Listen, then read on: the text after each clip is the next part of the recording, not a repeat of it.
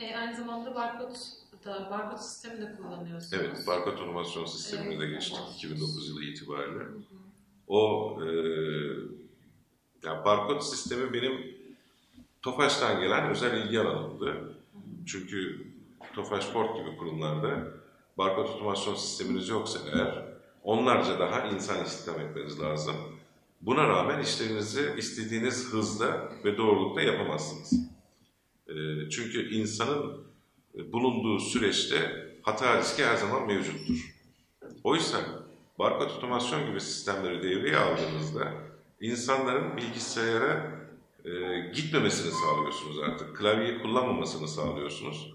Barkod okuyuculu el terminalleriyle bu işi çok daha hızlı ve çok daha doğru yapıyorsunuz. Peki nasıl bir süreç yaşadınız barkod otomasyonuna geçerken? Yani zorlayıcı oldu mu yoksa çok hızlı bir geçiş mi oldu?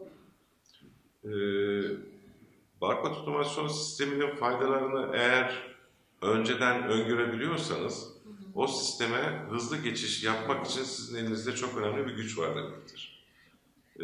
Aksi halde yaparak faydasını görelim, faydasını gördükçe ilerleyelim gibi bir düşünceniz var ise burada süreci yavaşlatırsınız. Dediğim gibi TOFAŞ'tan gelen bir barkod otomasyon kullanıcısı olduğundan, bunun faydasını orada gördüğümden Güngör Otomobil'de hızlı bir şekilde devreye aldığımızı söyleyebilirim. Devreye alma süresi bizde yaklaşık 6 ay kadar sürdü.